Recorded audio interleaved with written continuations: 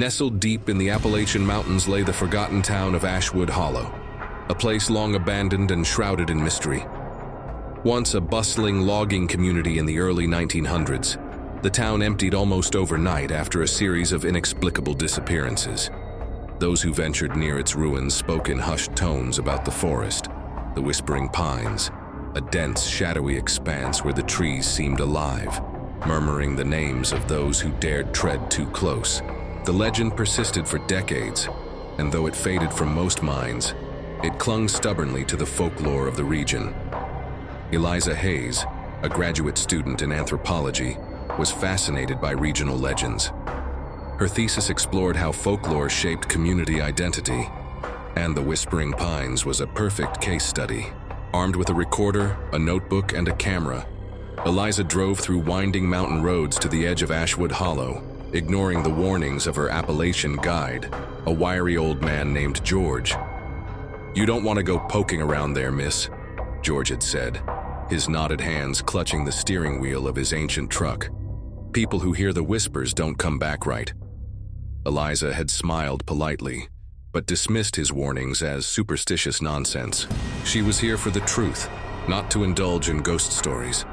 The road leading to Ashwood Hollow was barely more than a dirt path, overgrown with weeds and canopied by ancient pines. Their gnarled branches clawed at the sky, blotting out the sun.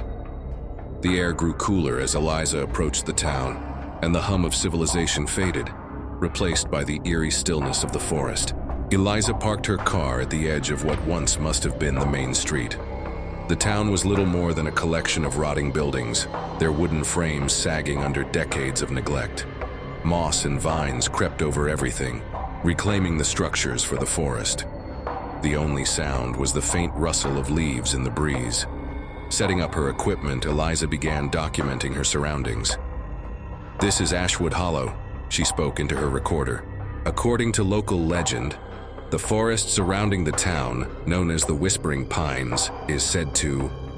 She paused, frowning. The faint rustle she'd noticed earlier had grown louder, almost like a whisper. Shaking off her unease, she continued, "The forest is said to call out to those who enter, whispering their names. The origin of the legend is unclear, but..." "Eliza." She froze.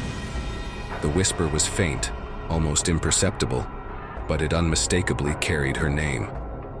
Turning, she scanned the tree line. There was no one there. "Hello?"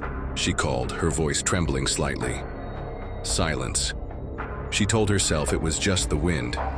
Yet as she turned back to her equipment, the whispers began again, indistinct but insistent.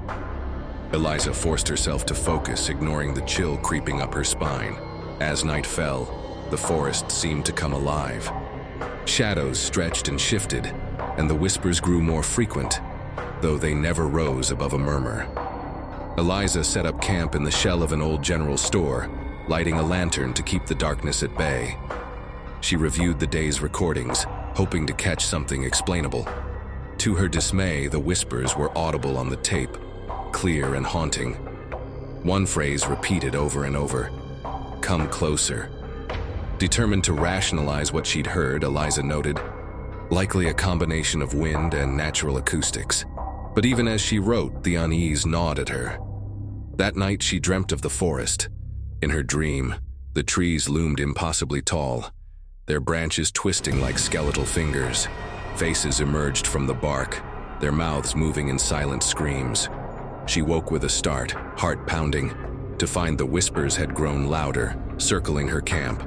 "Eliza!" She clutched her flashlight, shining it into the dark. The beam illuminated nothing but the empty street, yet she couldn't shake the feeling of being watched. The whispers stopped abruptly, leaving a silence that was almost worse. The next morning, Eliza ventured deeper into the forest. She followed an overgrown path that led to the remnants of a logging operation. The clearing was littered with rusted equipment and splintered logs, a testament to the industry that had once thrived here. Near the center of the clearing stood a massive pine tree, its trunk scarred with strange, intricate carvings. Eliza traced her fingers over the marks, which resembled a mix of runes and pictograms. She took photos and sketched the symbols, noting their uncanny similarity to those she'd seen in Appalachian petroglyphs. As she worked, she heard a faint voice. "Help us!" She spun around, but the clearing was empty.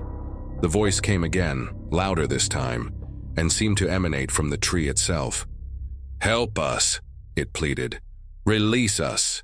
Terrified yet intrigued, Eliza pressed her recorder to the bark. The whispers surged, a cacophony of overlapping voices, each begging, crying, or screaming for release. She stumbled back, her heart racing. That evening, Eliza reviewed her findings. The carvings on the tree matched no known language, but bore an eerie resemblance to binding sigils she'd read about in her research. Could the legend of the Whispering Pines be more than a metaphor? Could the trees truly hold the spirits of the lost? Her mind raced as she pieced together the fragments of the story. The loggers, desperate for success, had disturbed something ancient in the forest. The carvings were a desperate attempt to contain it, but the cost had been their souls, bound to the trees they had desecrated. As she pondered this, the whispers returned, louder and more urgent. They no longer seemed random but orchestrated, a sinister chorus. Her name was repeated again and again, each iteration more insistent. Eliza, Eliza, Eliza. Determined to uncover the truth, Eliza returned to the carved tree.